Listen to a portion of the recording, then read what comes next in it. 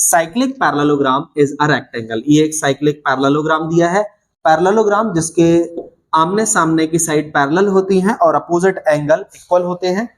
Late ABCD भी है cyclic parallelogram. मान लिया हमने एबीसीडी अपना एक साइक्लिक पैरेललोग्राम है, तो अपोजिट एंगल जब अगर साइक्लिक क्वाड्रिलेटरल है, साइक्लिक पैरेललोग्राम है, तो अपोजिट साइड के जो एंगल है इनका सम होगा 180 डिग्री।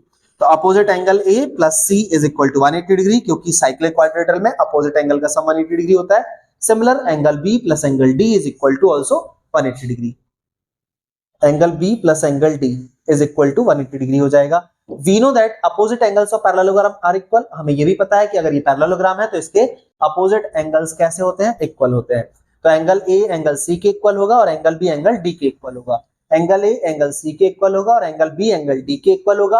और क्योंकि साइक्लिक क्वाड्रिलेटरल है तो इसमें आमने सामने के अपोजिट एंगल का सम 180 डिग्री भी होगा और आमने सामने के एंगल इक्वल भी होंगे। ठीक है, फ्रॉम इक्वेशन 1 एंड इक्वेशन 1, यहाँ जो इक्वेशन 1 हमने दिया था, तो अब यहाँ पर एंगल ए और एंगल सी इक्वल है, तो एंगल सी की जगह पर हमने एंगल ए रख दिया है, सी की जगह पर ए, तो एंगल ए 2 बार हो जाएगा। अब 2 एंगल ए 2 क्रॉस मल्टीप्लाई में नीचे चला जाएगा, तो 2 नीचे जाएगा, तो यहाँ 2 से डिवाइड करेंगे तो 90 और angle A is equal to 90 हो जाएगा। Parallelogram ABCD has one its interior angle 90 degree, therefore it is rectangular.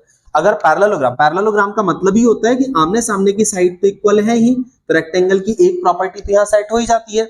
But अगर 90 डिग्री एंगल और बन जाए तो समझ जाओ ये रेक्टेंगल ही है। अब तो क्लियर, समझ में आ गया होगा। अब क्योंकि एक बार और मैं थोड़ा सा बता देता हूं कि ये साइक्लिक क्वाड्रिलेटरल था, तो आमने सामने की साइड का सम तो 180 डिग्री होना ही था। ये एंगल, तो angle A plus angle C is equal to 180 degree. और क्योंकि अपोजिट एंगल इक्वल होते हैं पैरेललोग्राम के, तो एंगल ए और एंगल सी की जगह लिख दिया angle A is equal to 180 degree. और एंगल ए कितना होता है अपना, ये 2 एंगल ए हो जाएगा, तो 2 angle A is equal to 180 degree. 2 नीचे चला जाएगा, तो angle A is equal to 180 upon 2 that is 90 degree.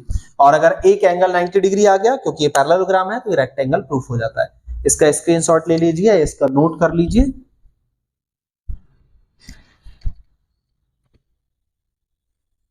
यहां से यहां तक क्लियर, समझ में आ गया होगा।